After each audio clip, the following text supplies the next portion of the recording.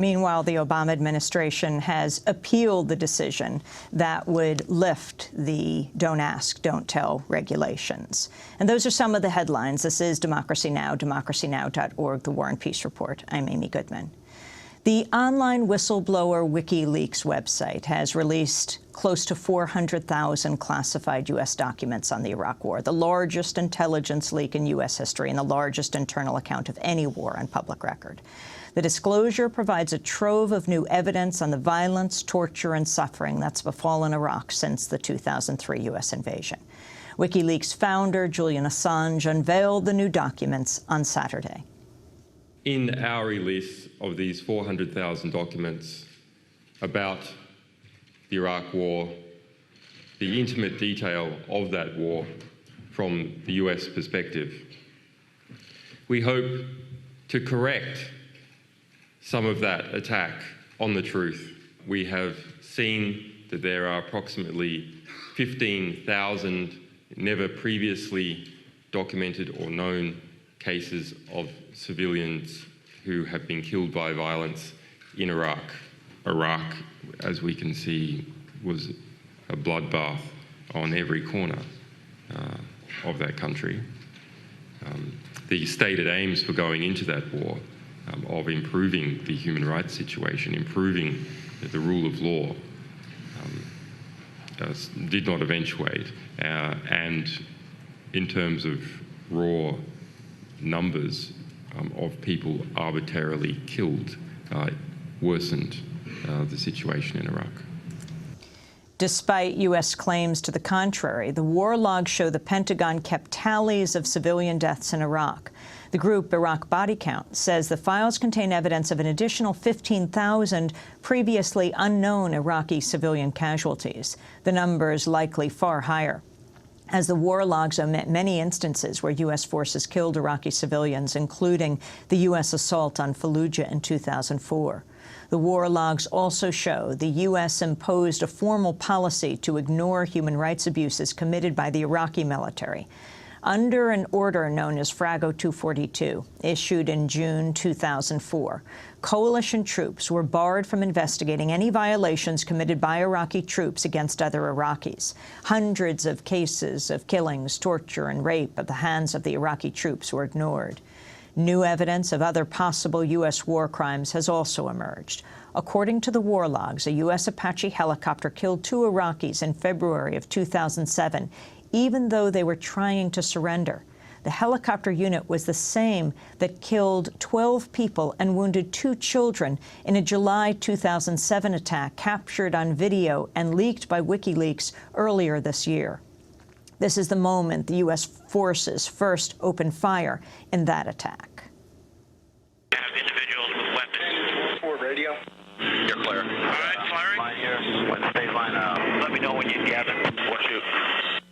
Light them all up. 202 traffic, 260. Come on, fire. Hey, Roger. Keep shoot. Keep shoot. Bushmaster, 2 things. Bushmaster, 2 things. We need to move time now. All right, we just engaged all 8 individuals. That July 12, 2007 attack was the one that killed the 2 Reuters employees, the videographer Namir Noor Eldin and his driver, Saeed Shama, the father of 4. The logs also show U.S. gunships killed even more civilians just 4 days later. On July 16, 2007, 14 civilians were reported dead in a U.S. attack in eastern Baghdad. The documents also reveal that the private military firm Blackwater has killed more Iraqi civilians than previously known. There are reports of 14 separate shooting incidents involving Blackwater forces, resulting in the deaths of 10 civilians and the wounding of 7 others. That doesn't include the Nisour Square massacre that killed 17 civilians. A third of the shootings occurred while Blackwater forces were guarding U.S. diplomats.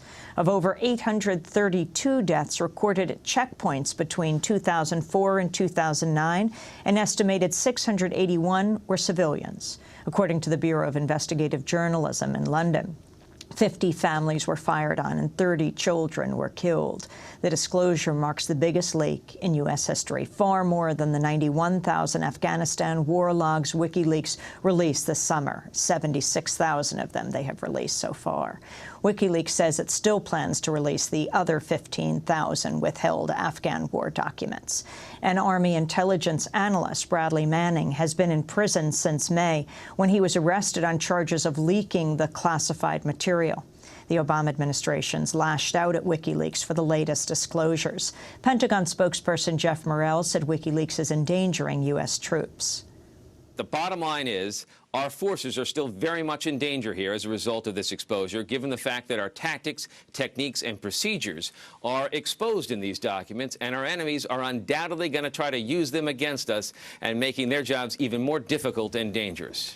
Well, for more, we're joined now for the rest of the hour by three guests. From Washington, D.C., Pratap Chatterjee, senior fellow at the Center for American Progress, an investigative journalist who's written extensively about contractors employed in the global war on terror. He's written 2 books on the subject, Iraq, Inc. and Halliburton's Army.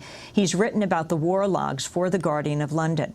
Here in New York, we're joined by Rosen, an independent journalist who's covered the Iraq War since 2003. He's a fellow at the New York University Center on Law and Security and author of the new book, Aftermath, Following the Bloodshed of America's Wars in the Muslim World. And joining us from London is David Leigh. He's the investigations editor at The Guardian newspaper of London. The Guardian was one of the media outlets given advance copies of the Iraq war logs and has published an extensive series on its website. David Leigh, let's begin with you. Why don't you give us an overview of what this trove of almost 400,000 documents represents and says about Iraq? It represents the raw material of history, and that's an immensely valuable thing to have because, as we all know, over the last 6 or 7 years of the invasion and occupation of Iraq, this has been accompanied in the usual way by propaganda, by spin, by the sanitized version. This is the unvarnished version. And of course, what the unvarnished version does is confirm what many of us feared and what many journalists have attempted to report over the years, that Iraq became a bloodbath, a real bloodbath of unnecessary killings, of civilian slaughter, of torture, and of people being beaten to death. Can you divide the documents into different categories, as the Guardian did? The different categories of killings, of torture, of who was involved with these, and begin with who wrote them. Explain what these war logs are.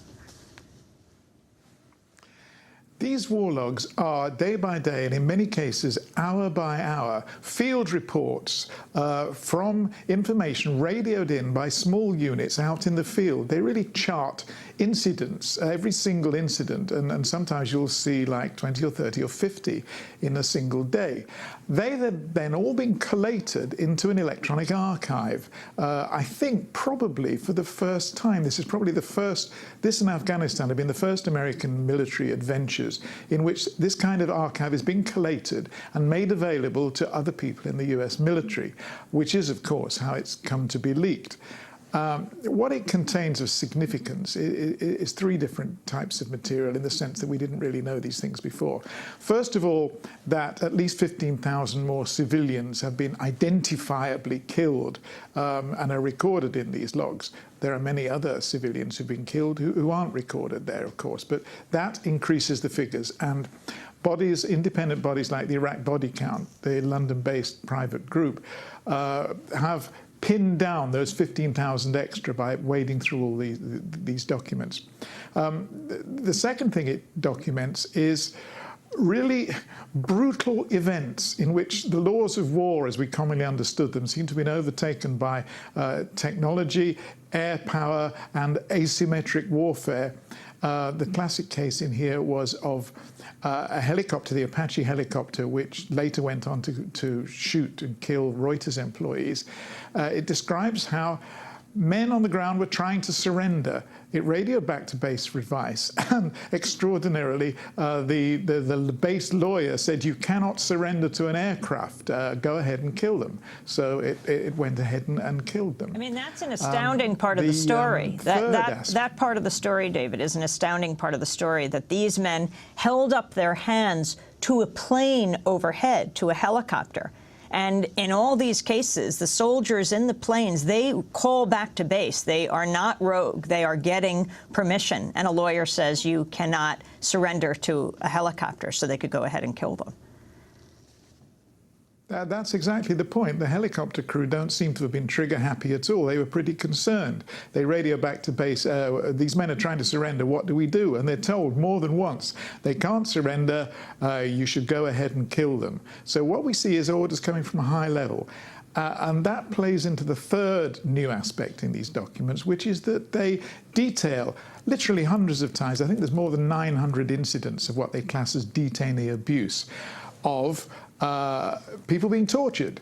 And they're largely tortured by Iraqi security forces, but with the United States forces standing by, or in some cases, turning detainees over to people they know are going to torture them. And those orders seem to come from a high level. Again, you're not looking at individual rogue sadists in the US military.